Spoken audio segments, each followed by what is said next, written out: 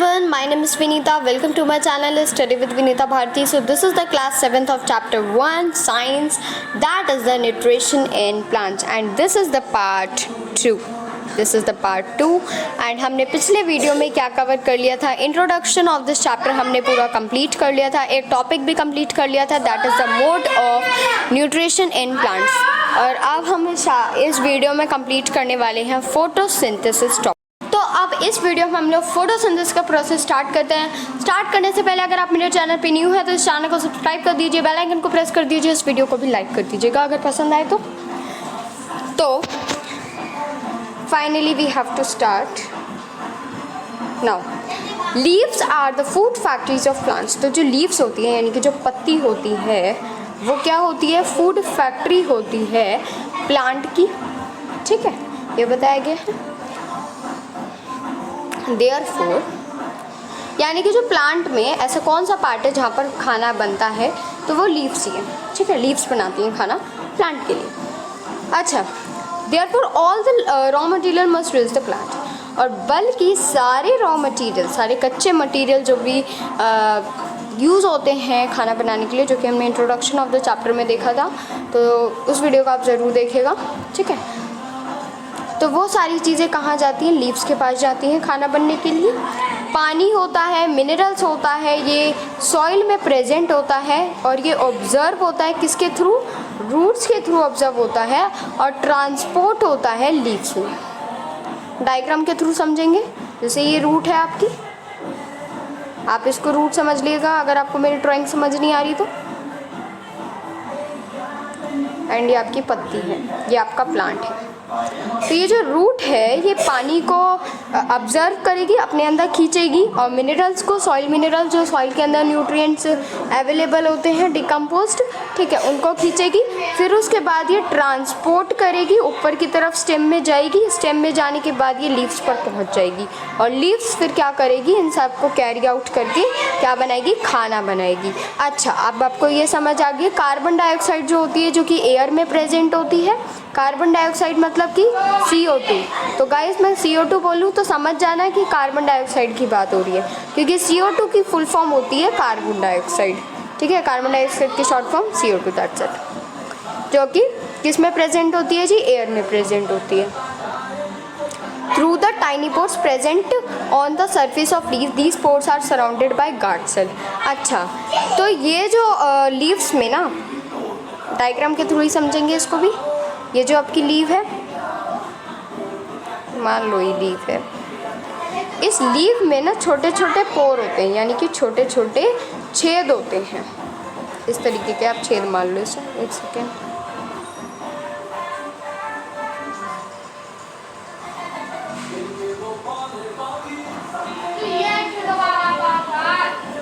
मेरे से अभी तक लीव ही नहीं बनी है गाइस।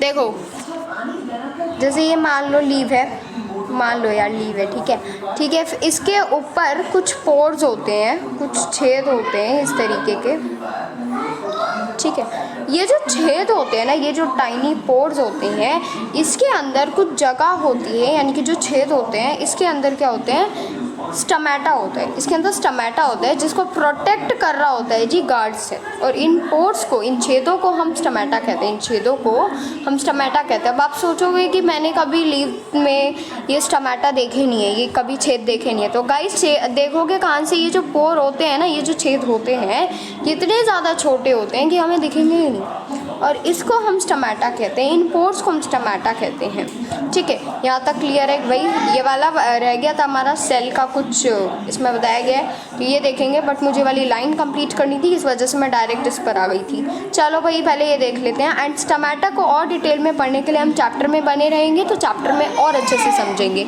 ठीक है। सुनाओ गाइस। अच्छा, अब आपने कभी बिल्डिंग्स देखी हैं? बिल्डिंग्स हमें पता है किससे बनी है जी, ब्रिक से बनी है। सिमिलरली जो हमारी बॉडी होती है, यानी कि जो लिविंग ऑर्गेनाइजम्स की बॉडी होती है, वो टाइनी यूनिट से मिलती है, यानी कि टाइनी छोटी छोटी यूनिट से मिलकर के बनी होती है। और उन टाइनी यूनिट्स को हम क्या कहते हैं, उन टाइनी यूनिट्स को हम सेल्स कहते हैं। पहले तो गाइस मैं पेन के कलर को चेंज कर लेती हूँ, मुझे बिल्कुल अच्छा नहीं लग रहा है, पिंक कर लेते हैं आज। तो पिंक हो गया। हाँ, cells can be seen only under the microscope. हम सेल को सिर्फ और सिर्फ हम किसके अंडर देख सकते हैं? माइक्रोस्कोप के नीचे रख के देख सकते हैं, एनीवेज हम नहीं देख सकते। कुछ ऑर्गेनाइज्म जो होते हैं वो सिर्फ और सिर्फ एक टाइप ऑफ सेल से, ओनली वन सेल से बनते हैं, ठीक है, सिर्फ और सिर्फ एक सेल से बनते हैं। The cell is enclosed by a thin outer membrane. जो सेल होता है उसके बाहर, जैसे अब ये सेल है तो इसके बाहर भी एक मेम्ब्रेन होती है जो कि इसको प्रोटेक्ट करके रखती है और थिन होती है। वो मेम्ब्रेन कैसी होती है? थिन होती है। थिन मतलब पतली होती है, वो थिन होती है मतलब कि पतली होती है। राइटिंग बड़ी माशाल्लाह आ रही है गाइस, तो प्लीज़ आप इसको देखिएगा मत, ठीक है, लेकिन समझ लीजिएगा कि ये पतली होती है। Now, most cells have a distinct, certainly, currently, क्या लिखा है? Centrally, sorry, okay. So, ये स्पेरिकल शेप के अंदर देखो, यहाँ पे डायग्राम भी गिवन है, फिर भी मैं डायग्राम बना रही हूँ। ब्लैक ही लेना पड़ेगा। तो जैसे ये सेल है आपका, ठीक है, इसके अंदर ये जो गोल गोल आपको दिख रहा है, मैंने कुछ ज़्यादा बड़ा सर्कल बना दिया, छोटा है लेकिन वो, उस गोल गोल को हम क्या कहते हैं जी? न्यूक्लियस कहते हैं। उस गोल गोल को हम न्यूक्लियस कहते हैं। देखो गाइस, ये जो आपका गोल गोल है ना, इसको हम क्या कहेंगे? न्यूक्लियस कहेंगे।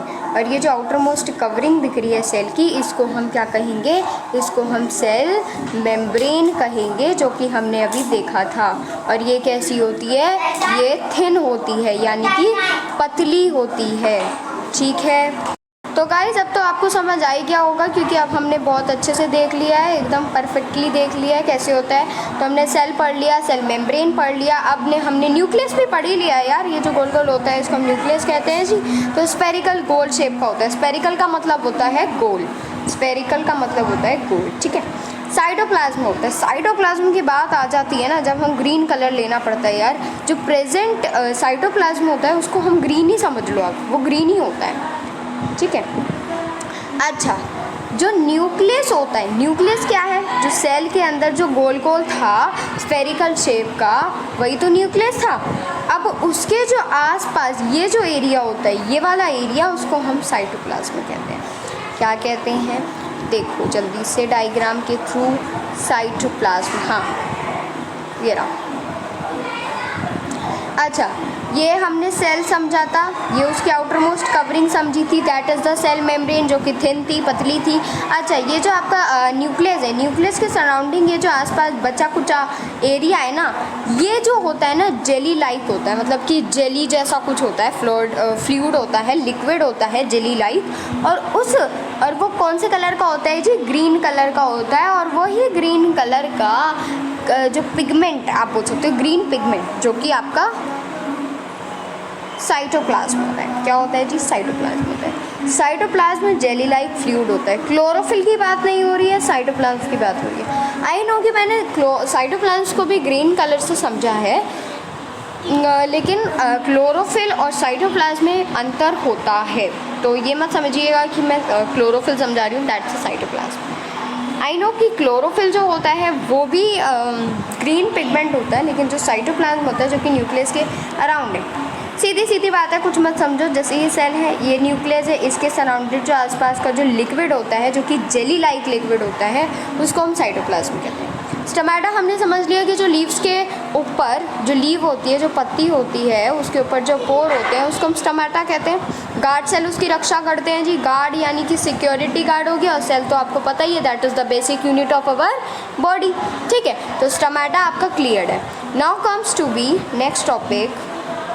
अच्छा भाई, आगे बढ़ने से पहले भाई भूजो का एक कंफ्यूजन दूर कर देते हैं, ये बहुत कंफ्यूज होते हैं।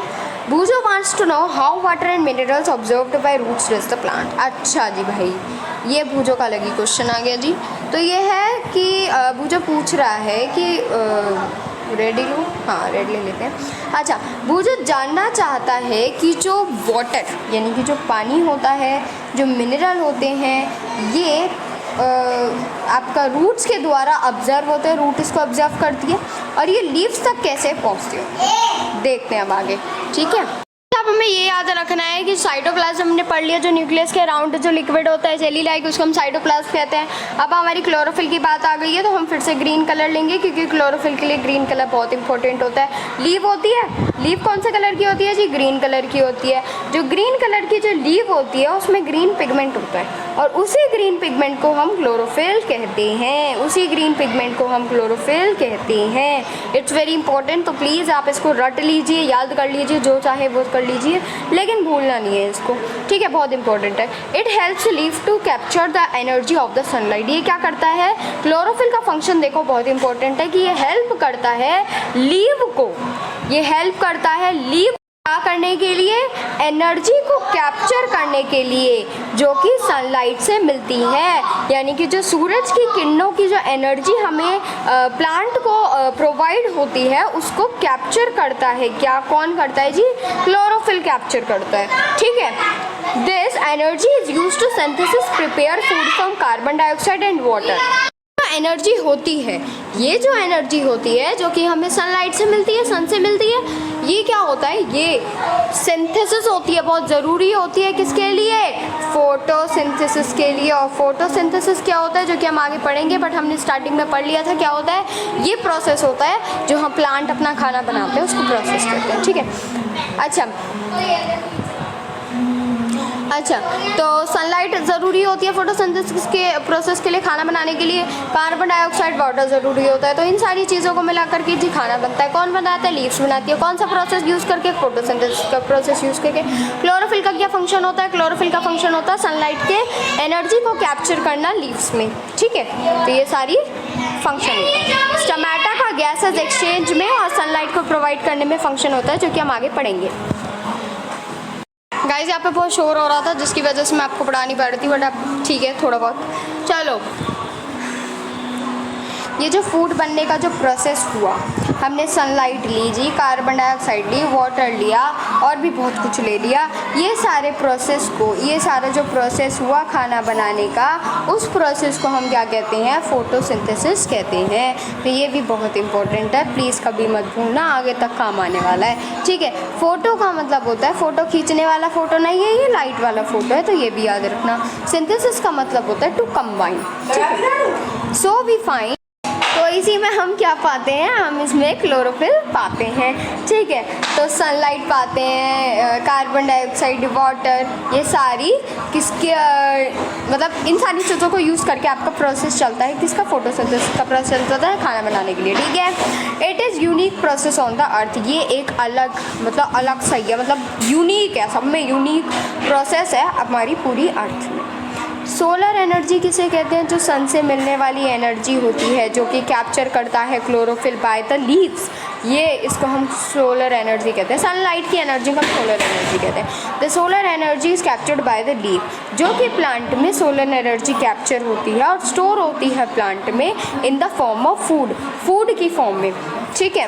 The sun is the ultimate source of energy. तो सन क्या है? एक अल्टीमेट सोर्स ऑफ एनर्जी है सभी लिविंग ऑर्गेनिजम्स के लिए, ठीक है? तो I think it is clear. इसमें कुछ ज़्यादा एनर्जी लाइक कुछ नहीं था। बहुत बड़ा चैप्टर दिखा है मुझे लग रहा है। चलो भाई एक बार देख लूँ मैं कितना बड़ा चैप्टर है आपको। बहुत बड़ा है तो, बट इट्स ओके, हम पूरा पढ़ेंगे। आज तो नहीं पढ़ेंगे गाइस, ठीक है? तो थोड़ा थोड़ा करके पढ़ेंगे, पर पढ़ लेंगे। वीडियो आपके पास आती रहेगी जब तक ये चैप्टर कंप्लीट नहीं हो जाता। मैं दूसरे उस पर नहीं जाऊँगी। तो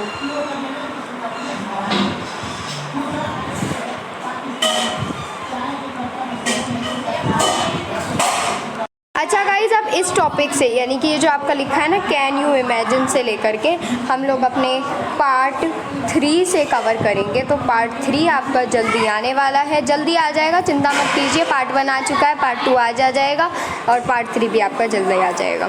तो चिंता बिल्कुल मत कीजिएगा, लेकिन आपका कॉन्सेंट्रेशन होना चाहिए क्योंकि चैप्टर समझ आ गया तो उनकी लाइफ सेट है। बहुत इंपॉर्टेंट चैप्टर है, तो प्लीज़ आप अच्छे से पढ़िएगा इस चैप्टर को।